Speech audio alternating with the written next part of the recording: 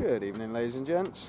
Been working a long day in the shop again today. Well, not in the shop, outside, battling the rain, whatever. But this evening, having a bit of a break. We're down here in Sarnia, on the waterfront.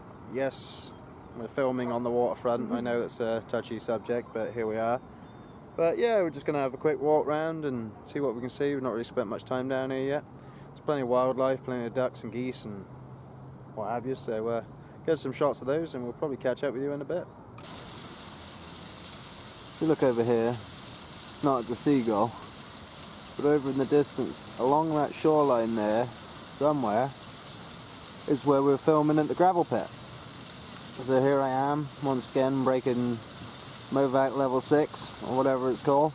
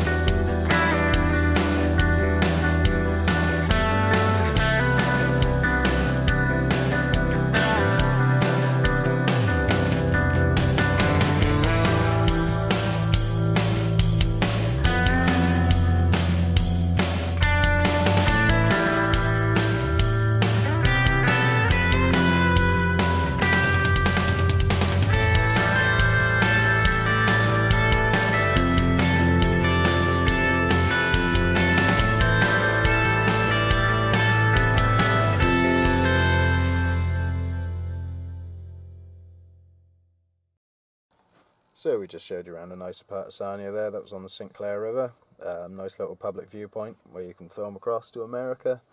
As you can see, the gravel pit was just in the distance, so what they were talking about I don't know. But look at the state of the roads now. We're going down here now and the pavement's all cracked. There's weeds growing up through it.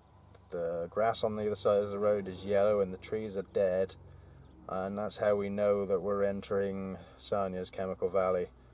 They call it Chemical Valley because there's about 60 different refineries and facilities all there, based in one spot, all around the oil, petrochemical and plastics industry. So as you can imagine, they're running 24 hours a day. It's one of those things, you know, it's a fine line. Where would we be without plastics and petrochemicals and that? I don't know, but like when you go there and you witness the environmental impact of it, is mainly what we've gone to see. Before we came to Canada a long time ago, before we even thought about coming to Canada, we'd watched a documentary, Emma and I, about Sarnia and about just how polluted it was, and in whatever year it was, 2011, 2012, it was the most polluted city in Canada, I believe. Correct me if I'm wrong. I don't think it is now, but there's a long history of leaks, and you know, I've read all sorts about it. I mean, apparently once upon a time it used to be all the refineries and that had nice flower gardens and stuff at the front of them. Now it's just, well, it looks like something out of some sort of like post-apocalyptic game or movie to me. It's a real dump, and clearly the environment doesn't like it. Even the local reserve we drove through, and every river and creek we crossed had signs on it saying do not go down to the creek because it's hazardous to human health because of the toxic chemicals in it. So, you know, there is that fine line between needing petrochemicals and gas and, you know, diesel and whatever in the environment, and when all this was set up, they discovered oil there in the 1800s, and this was set up later, but it was still before they realised the full environmental aspect and how people were going to be affected by these sort of things, because back then it was, it was new stuff. Now we know a lot more about it, but then again, you've also got to weigh up the employment there. So I don't know, I'm not saying it's either way, but it was interesting to us. We don't see these refineries or anything, I've never been around so many big refineries and chimneys and flares going off at the tops, and it's an incredible sight to see. And they're just turning all the lights on and that, and I bet at night time it's probably something else to see. But those chimneys are pluming 24/7, and all that's going somewhere. I think a lot of it goes over Detroit. I could be completely wrong, but yeah, I mean, it's a real eye-opener for us. We'd been to Sarnia a few times, and because it's such a big place in relation to like any place we used to go to in England, obviously it's quite a small city in reality, but it's way bigger than any town we used to go to. Square mileage, and yeah, we didn't really know, you can hardly tell from the other end of Sarnia, let's put it that way. You go down there and wow, it really is something else. But yeah, I mean, eye-opener for us, but we, just get down there, we had to go and see it for ourselves. A lot of security in that down there, so I didn't film too much. It's all on the dash camera. Especially we were down there in the evening, where we were one of the only vehicles driving about through all these refineries, of course. But we witnessed a few different things, like pipes leaking right next to roads and just spraying steam across the roads, and all type of weird stuff that was questionable when you're talking about what they're actually dealing with. But yeah, not going to be much of a video, I know, just me whittering on about how I'm not either way inclined to say either way against it or for it, but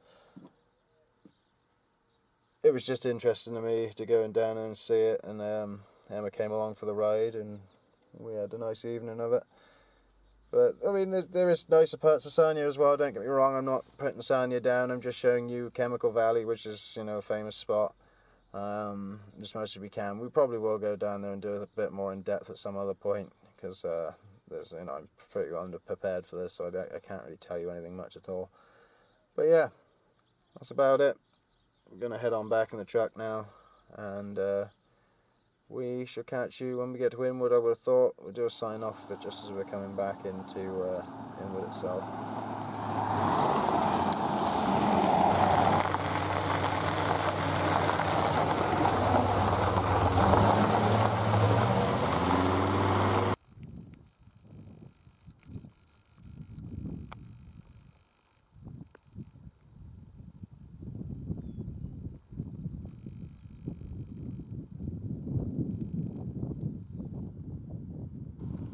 So there we leave you with the last bit of sun poking through.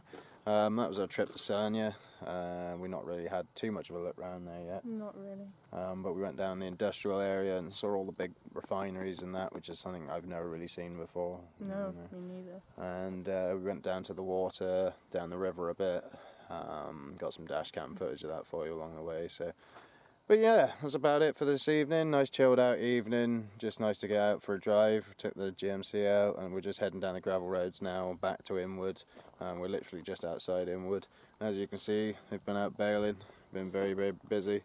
Yeah, it's amazing how much the crops have come on since we've been here. It just goes to show how long we have been here. But yeah, not much content, I know, but showing you around. So, huge love. Thanks for coming with us once again. We're over 6,000 subscribers now, so big thanks to everybody for being a part of this and coming with us on our little journeys and whatever else. Trying to get out as much content as we can, but not cover all the same stuff as Pug, because we've just been making the same videos then. But yeah, huge love, and we'll catch you all on the next one. Cheers.